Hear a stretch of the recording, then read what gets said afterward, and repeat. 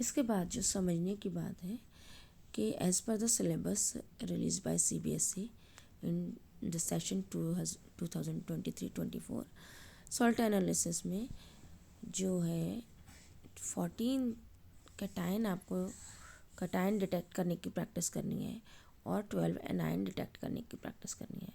तो इनको हमने यहीं से डिवाइड कर रहे हैं और ये समझने की कोशिश कर रहे हैं कि हमें एक्चुअली तैयारी किस चीज़ की करनी है। तो जो 14 कैटायन है उनको हमने 6 बल्कि 7 ग्रुप में बांटा है। पहला ग्रुप है ज़ीरो ग्रुप, ठीक है, पहला ग्रुप है ज़ीरो ग्रुप जिसमें आता है अमोनियम कैटायन और इसके लिए ज़ीरो ग्रुप का ग्रुप रिएजेंट है सोडियम हाइड्रोक्साइड। फिर दूसरा कैटायन है लेड, आप देख सकते हैं मैंने लिखा है 14 कैटायन है तो 14 है 1 2 3 4 5 6 7 8 9 10 11 12 13 14, ठीक है। तो इनको कैटेगराइज कर लेते हैं। ज़ीरो ग्रुप में हमें अमोनियम को डिटेक्ट करने की प्रैक्टिस करनी है और ये करेंगे हम सोडियम हाइड्रोक्साइड की हेल्प से। लेड जो दूसरा है वो दोनों ही ग्रुप्स में आता है, फर्स्ट ग्रुप और सेकंड ग्रुप, इसलिए मैंने दोनों यहाँ लिखे हैं। क्यों? क्योंकि जब हम इसको डिटेक्ट करते हैं डाइल्यूट HCl डाल के, तो डाइल्यूट HCl डाल के वाइट PPT बनती है लेड क्लोराइड की, जो कि हॉट वाटर में डिज़ोल्व हो जाती है।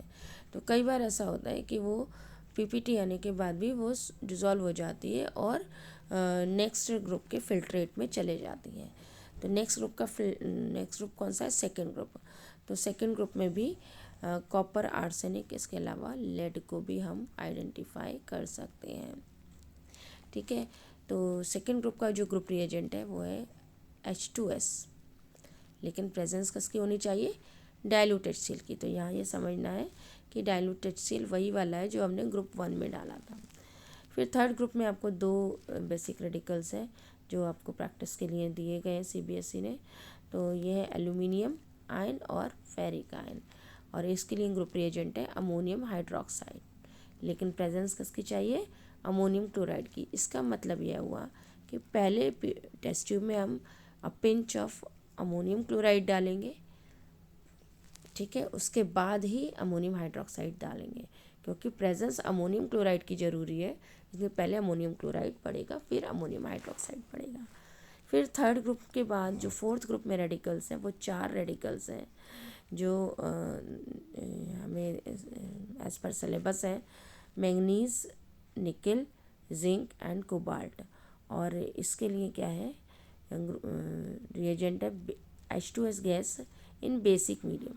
तो ये जो बेसिक मीडियम है इससे पहले वाले ग्रुप का जो ग्रुप रिएजेंट है अमोनियम हाइड्रोक्साइड, यानी उसी टेस्ट ट्यूब में हमें H2S गैस को पास कराना है, ठीक है। फिर है फिफ्थ ग्रुप में 3 है कैल्शियम, बेरियम, स्ट्रॉन्शियम। इनको जो सीरीज जिनका जो क्रम याद रखना है वो आपको याद रखना है बेरियम, स्ट्रॉन्शियम, कैल्शियम, यानी BSc से आप याद रख सकते हैं।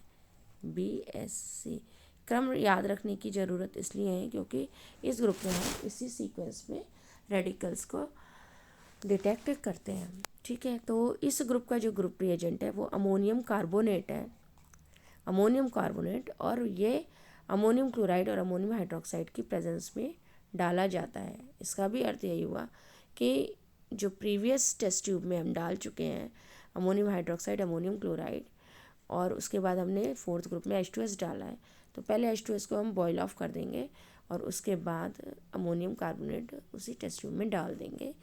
तो प्रेजेंस ऑलरेडी एग्जिस्ट कर रही है, ठीक। इसके बाद हम 6 ग्रुप में मैग्नीशियम का टेस्ट करते हैं और इसके लिए ग्रुप रिएजेंट है डाइसोडियम हाइड्रोजन फॉस्फेट, या हम डाई अमोनियम हाइड्रोजन फॉस्फेट का भी इस्तेमाल कर सकते हैं।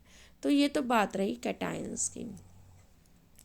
अब एनायंस के बारे में हम देखेंगे कि कौन कौन से एनायंस हमें तैयार करने हैं फॉर आवर प्रैक्टिकल एग्ज़ाम्स।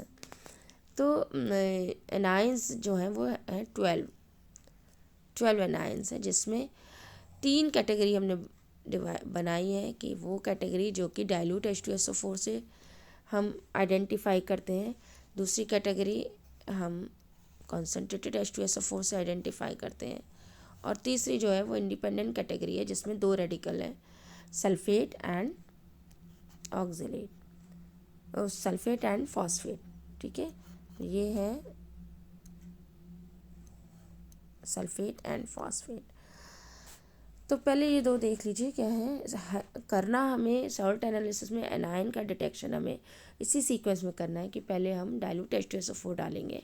यदि हमें उनको डाइल्यूट H2SO4 डालने से कुछ ना कुछ प्रेसिपिटेट या कोई ना कोई गैस ज़रूर निकलेगी, तो पॉसिबिलिटी है कि उसमें कार्बोनेट, सल्फाइड, नाइट्राइट, सल्फाइट या एसीटेट, इनमें से कोई एक, only one out of these may be detected with the help of dilute H2SO4। अगर नहीं होता है, कुछ भी ऑब्जर्वेशन हमें रिसीव नहीं होता है, तो हम दूसरी टेस्ट ट्यूब लेंगे और उसमें सॉल्ट के साथ कॉन्सेंट्रेटेड H2SO4 डालेंगे और ऑब्ज़र्व करेंगे। अगर हमारा कुछ ऑब्जर्वेशन आता है तो क्लोराइड, ब्रोमाइड, आयोडाइड, नाइट्रेट या ऑक्जेलेट में से कोई एक इसमें प्रेजेंट हो सकता है। ठीक है, तो एक बार डाइल्यूट H2SO4 डाला, नहीं हुआ तो दूसरी बार कॉन्सेंट्रेटेड H2SO4 डाला, फिर भी नहीं हुआ तो हम क्या डालेंगे, सॉल्ट के साथ HCl डालेंगे, ये मैंने लिखा है। और अगर कुछ ऑब्जर्वेशन आता है तो सल्फेट की पॉसिबिलिटी होगी, और फिर भी नहीं आता है तो चौथी बार हम टेस्ट ट्यूब में सॉल्ट के साथ कॉन्सेंट्रेटेड नाइट्रिक एसिड डालेंगे, तो ऑब्जर्वेशन आएगा तो पॉसिबिलिटी फॉस्फेट की होगी। तो ये एक छोटा सा मतलब विज़न है कि हमें प्रोसीड कैसे करना है सॉल्ट एनालिसिस के लिए। ठीक है, तो आई थिंक आपको इस समझ में आया होगा।